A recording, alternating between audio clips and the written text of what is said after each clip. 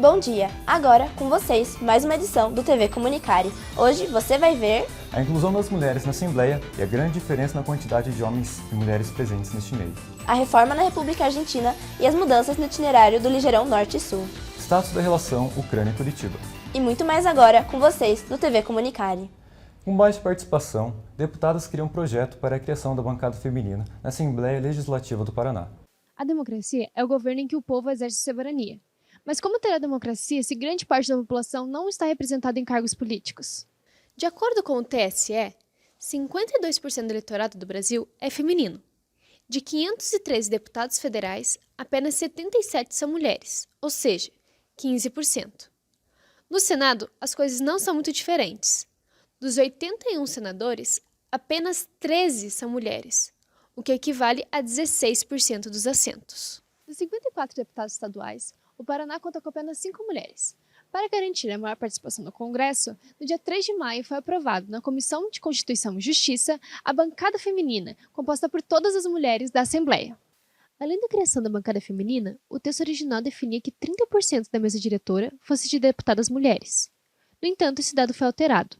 Agora terá a participação de mulheres na mesa, porém sem definição de percentual. Nós sentimos que, como nós somos essa minoria, nós não temos uma voz nossa sobre os assuntos debatidos aqui. Então, a bancada é uma forma de unir essas mulheres por uma causa. Durante a sessão da CCJ, que aprovou a criação da bancada feminina, o deputado Homero Marchesi, do Republicanos, afirmou que não teria necessidade da criação de uma bancada feminina, uma vez que a falta de representatividade na Assembleia é por vontade das mulheres.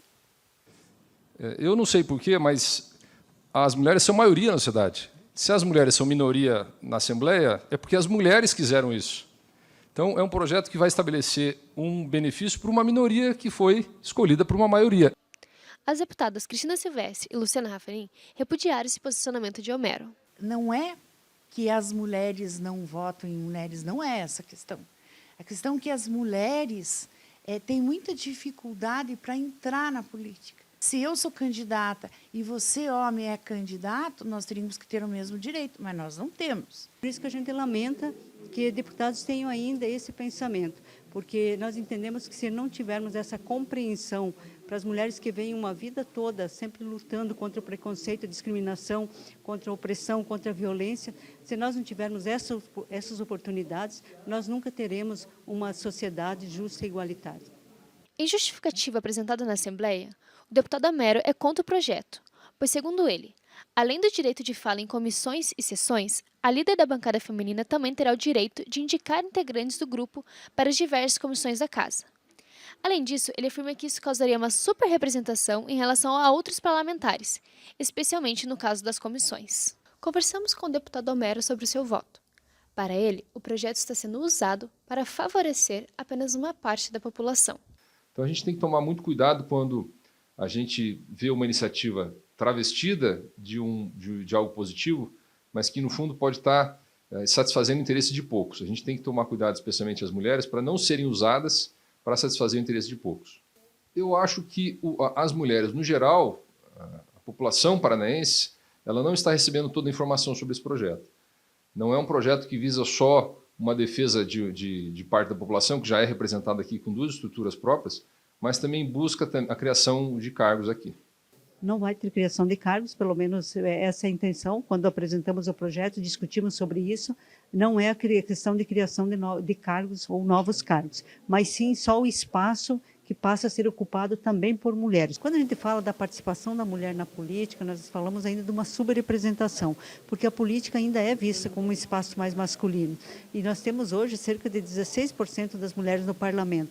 Então, a presença das mulheres aqui e o fato da gente estar participando mais desse espaço de poder, isso é um ato democrático.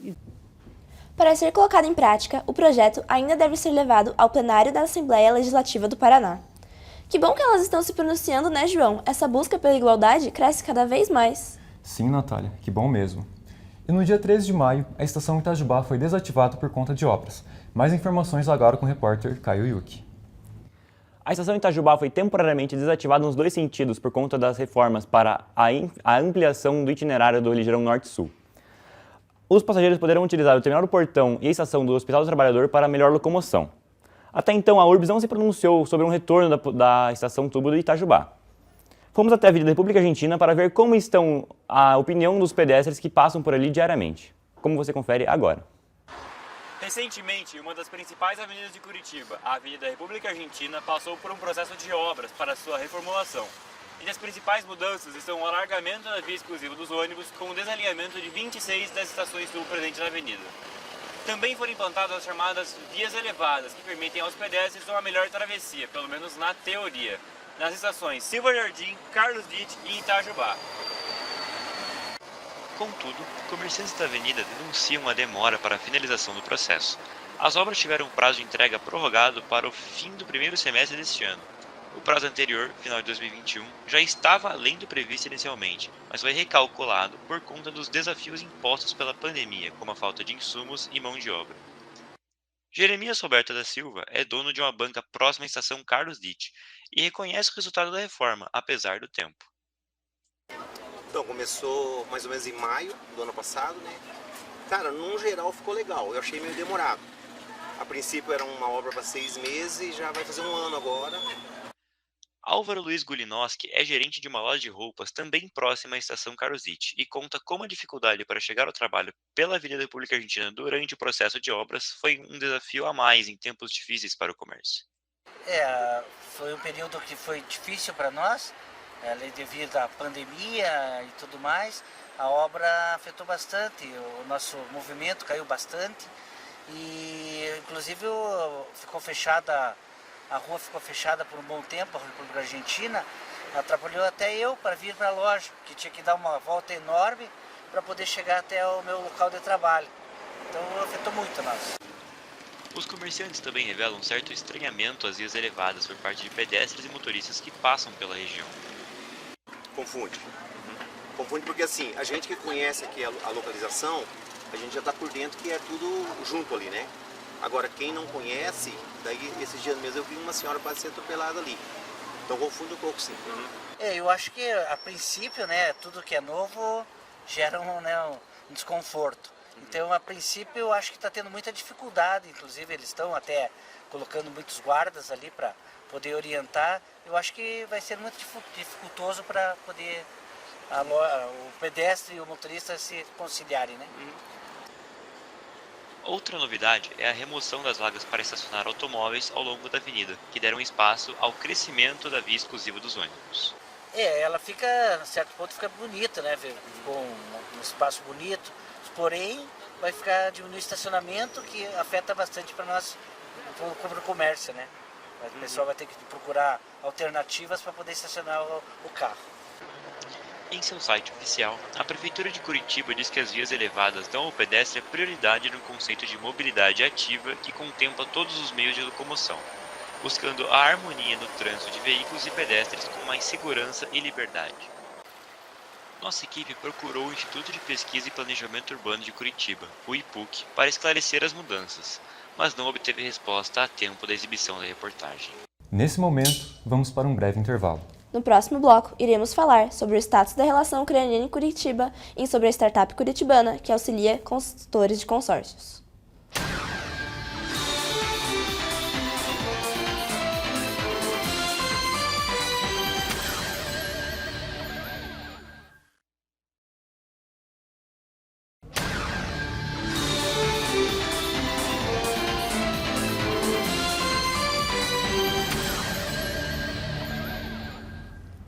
E retomamos nosso jornal falando sobre o avanço russo na Ucrânia e os refugiados no Brasil. 24 de fevereiro de 2022 marcou o início das novas invasões russas à Ucrânia, anexando partes a leste do país. Segundo dados da Agência da ONU para Refugiados, Acnur, mais de 46 mil pessoas morreram e 4 milhões fugiram do país. Alguns deles encontram abrigo no Brasil, mais especificamente no Paraná, onde mais de 80% da população de descendência ucraniana mora no país. Na cidade de Prudentópolis, destino dos refugiados, mais da metade dos habitantes são descendentes de ucranianos, cujo idioma foi incorporado como uma das línguas oficiais. Em Curitiba, a imigração começou oficialmente em 1895 e lugares como o Memorial Ucraniano simbolizam a chegada desses imigrantes na capital. A primeira igreja batista recebeu 29 refugiados da nação invadida. Entre eles, havia crianças, adultos e idosos. Todos foram para a cidade de Prudentópolis. Marta, coordenadora do projeto dos refugiados, nos conta como foi o processo. A PIB em Curitiba é uma parceira do GKPN, então o nosso pastor, que é o pastor Pascoal Piragini, já estava sabendo dessa situação e fez um desafio para a igreja de estar acolhendo essas pessoas. A ABASC, que é a Associação Batista de Ação Social, a qual eu estou coordenando, está coordenando também essa ação de acolhida, de primeira acolhida deles aqui, dos que vêm para o Paraná. Não é só receber os imigrantes que se faz a diferença na guerra. O Ucrabar, situado no Água Verde, bairro com forte imigração ucraniana, tenta ajudar por meio de doações e arrecadações para ONGs, onde parte dos lucros obtidos com a venda de comidas típicas são direcionadas para a causa do país. Ana Paula, dona do Ucrabar e gestora das doações, e Júlia, membro do projeto Humanitas, grupo de apoio a refugiados, são descendentes de ucranianos e juntas são responsáveis pela organização das doações recebidas pela instituição.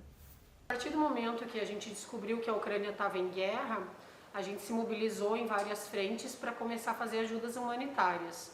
Então, instaurou-se um comitê de central de representação ucraniano-brasileira em Curitiba, e alguns braços desse comitê para que a gente pudesse unificar ajudas e receber mantimentos para os ucranianos. Júlia comenta que as doações recebidas tanto da população quanto do governo têm superado o número de refugiados. A sociedade é muito solidária. Nós recebemos em uma grande quantidade e essa quantidade superou os refugiados que nós temos aqui no Brasil. Então, estamos fazendo uma partilha com a Pastoral da Migração, com a Caritas, com instituições que atendem o imigrante. Quem tiver interesse em realizar uma doação, basta entrar no site ou redes sociais da Humanitas Brasil Ucrânia, ir na seção de doação de dinheiro, escolher o valor desejado e selecionar a chave Pix. Para doar materiais de primeiros socorros, o projeto informa que é necessário estar de olho em suas redes sociais. Se você tem vontade de comprar um consórcio, saiba que uma startup curitibana desenvolveu um programa que ajuda consultores a encontrarem um plano perfeito para seus clientes. No ano de 2022, é completado 60 anos de consórcio no Brasil. Inicialmente, o negócio era totalmente voltado para a compra de automóveis. Porém, o cenário foi mudando e com o tempo foram nascendo outros grupos e empresas para administrá-los. Hoje em dia, pode-se comprar quase tudo por consórcio. E para o presidente executivo da ABAC, Paulo Roberto Rossi, o sistema de consórcio provou estar cada vez mais presente na cultura financeira do consumidor. Nos últimos 3 anos, o mercado de consórcio cresceu 70%. Segundo a Associação Brasileira de Administradores de Consórcio, em 2021 o mercado bateu o recorde, ultrapassando a marca de 8 milhões de consorciados, 6,9% a mais do que o mesmo período em 2020. O mercado também bateu o recorde no setor financeiro, arrecadando 222 bilhões de reais, 35% a mais do que o mesmo período de 2020. Pensando nisso, uma startup curitibana resolveu usar a tecnologia ao seu favor e desenvolveu uma plataforma onde seus consultores recebem indicações do modelo de consórcio ideal para o seu cliente.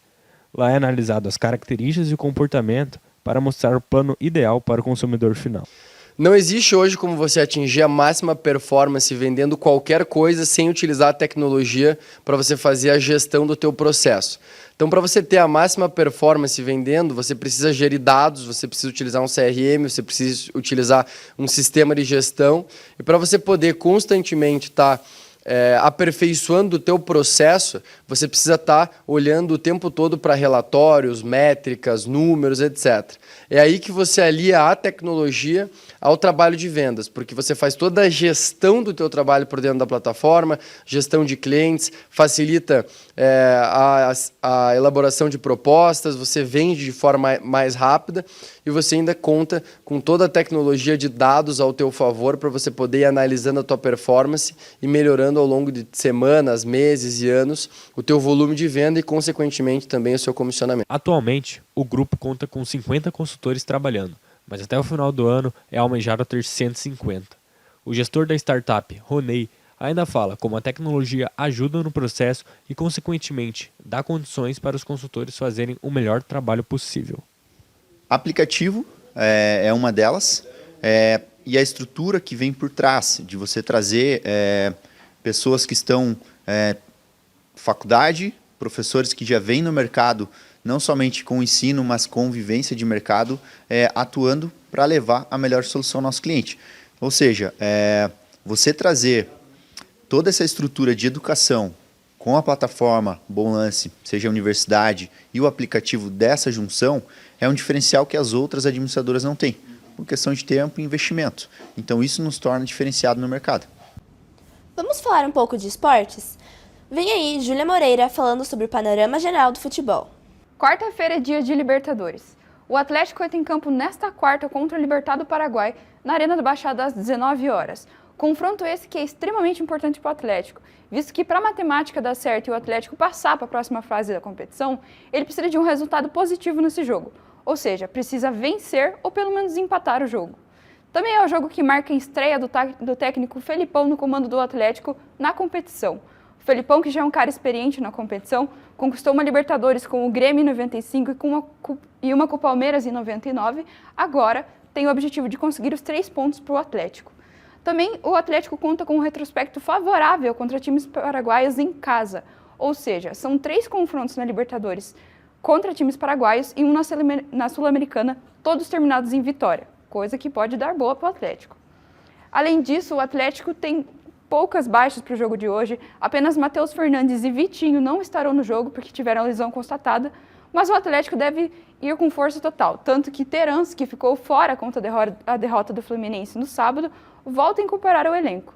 O Atlético deve ir com Bento no gol, Matheus Felipe e Pedro Henrique como dupla de zaga, Abner e Kelvin nas laterais, e do meio campo para frente a gente tem Hugo Moura, Brian Garcia, Conóbio, Terans, Coelho e Pablo. Além disso, o Atlético também tem outro jogo nessa semana, no domingo, contra o Avaí, pela 7ª rodada do Brasileirão. Jogo esse que vai acontecer na Arena da Baixada às 7 horas. Do outro lado de Curitiba, nós temos o Coritiba mesmo, que não tem compromissos no meio da semana, por isso guarda todas as forças para o sábado contra o Atlético Goianiense, lá no estádio Antônio Ascioli, que o jogo que rola às 4h30 de sábado.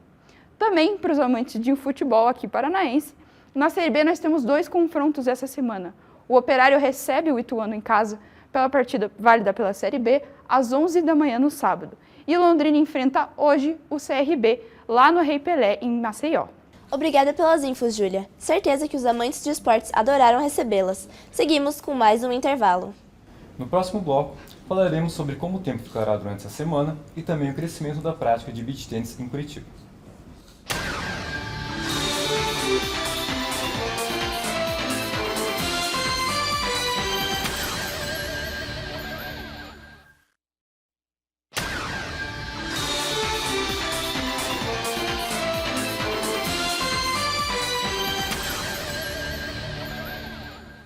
Voltamos com a previsão do tempo. E aí, Vitor, essa semana está sendo muito fria. Como serão os próximos dias? E, aliás, eu gostei muito do seu cachecol, muito bonito. Obrigado, João. Bom, Curitiba vem enfrentando uma onda de frio bem grande por conta de uma massa de ar polar que vem em direção ao sul do país, que vai afetar o Paraná, Santa Catarina e o Rio Grande do Sul. Hoje, a máxima fica em 13 graus e a mínima em 6, e a umidade vai ser algo bem complicado, já que fica em 5%. Ao longo da semana também não vai ficar nada quente. Na quinta-feira teremos uma mínima de 3 graus e uma máxima de 16. Sexta-feira, uma mínima de 4 e uma máxima de 17. E sábado começa a esquentar, já que é a mínima de 7 graus e a máxima de 18. No domingo também teremos uma mínima de 20 graus, o que deve ser um alívio para os curitibanos. Quem precisa ficar de olho também, na verdade, é a região metropolitana, já que os riscos de geadas são bem fortes e iminentes. Os alertas das plantações estão bem altos. O sol vai ser uma coisa predominante aqui durante a semana, mas no final de semana, para a infelicidade da maioria, as nuvens devem cobrir o céu inteiro e as chances de chuva vão ficar um pouco maiores. maiores. Então, na verdade, não está na hora de guardar os casacos, e sim tirar eles junto com as luvas, os cachecóis e os gorros e se aquecer. Voltamos agora com a Natália e com o João. Obrigada pela previsão, Vitor. E com o frio, a maioria das pessoas prefere ficar em casa, mesmo com o fim da pandemia e do lockdown tão recente. Pois é, Natália, estava tão difícil ficar em casa, né? Sim, João, estava complicado para todos, e é por isso que falaremos agora sobre o aumento da prática de esportes ao ar livre que ocorreu durante a pandemia, em específico o beach tênis. A pandemia fez com que as pessoas passassem muito tempo em casa. O fim das restrições da Covid-19 motivou a população a praticar diversos tipos de esportes ao ar livre, entre eles o beach tênis. Que não existe praia em Curitiba, todo mundo sabe, mas isso não impede ninguém de se aventurar nos esportes de areia pela cidade. Existem 11 arenas de esportes praianos para quem é adepto da modalidade aqui em Curitiba. Você pode encontrar a arena mais próxima de você no site da Associação de Beach Tênis Brasil, que realiza o cadastro desses complexos no país inteiro. As arenas de esportes praianos de Curitiba simulam um ambiente litorâneo com areia no chão, pés descalços e estão espalhados por toda a cidade. O estado do Paraná conquistou a 8ª posição em número de buscas pelo beach tênis, de acordo com o Google Trends, ferramenta do site que mapeia a quantidade de buscas de um certo termo na internet.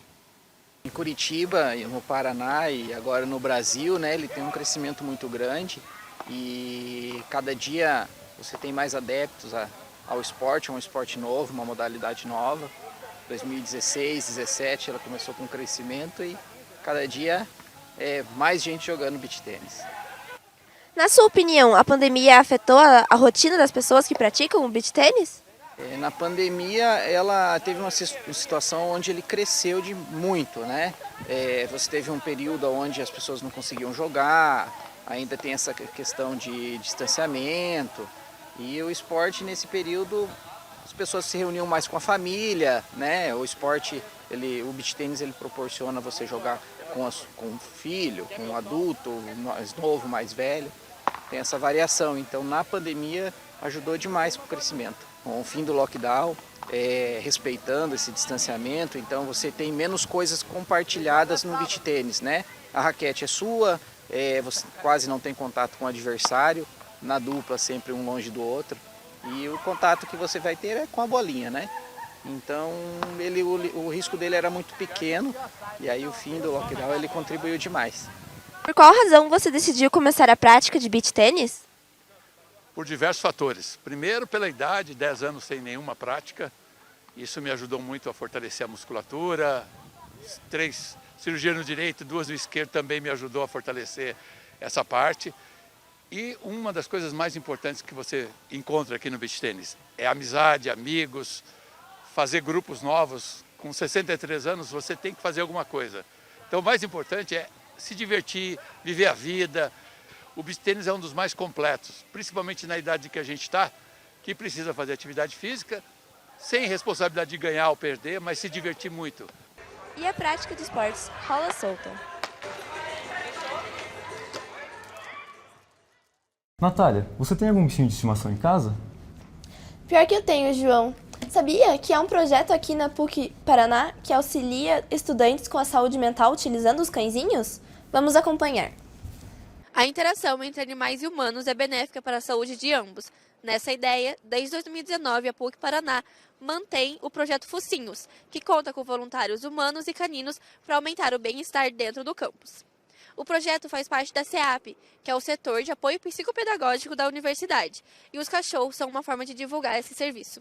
Ela começou o serviço na PUC em março desse ano, na acolhida dos calouros, e ela já é conterapeuta minha desde que eu peguei ela, com 55 dias, que a gente treinou ela para ela ser conterapeuta. Pode de fato ter essa função. É bem bacana que o registro de utilização de animais para fins terapêuticos é bastante antigo. É um tema bastante pesquisado e são identificados vários possíveis benefícios da utilização de animais para fins terapêuticos e um desses benefícios é a diminuição do estresse, o alívio da tensão As semanas de provas que a gente vem aqui, eles falam que depois da prova a ansiedade está lá em cima. Quando vem a Vanilla e os outros terapeutas, diz que é um remédio assim, sem tomar remédio, sabe? É mágico, eles sempre relatam isso. O cachorro em si, você interagir com ele já dá uma tranquilidade emocional e tudo mais. Eu acho revolucionária essa ideia. Para o projeto Focinhos, ela teve que passar como se fosse por um vestibular aqui da PUC, com 2 adestradores que fizeram vários testes com ela, para ver se ela era reativa, como que ela reagia com o estresse, com muito barulho, com muitas pessoas pegando. E ela passou em todos os testes porque ela é bem dócil, bem calminha, então ela não reage a nada, ela é bem calminha mesmo. Então ter um negócio como esse é incrível para descansar e tirar um pouco a mente desfocar um pouco é bom.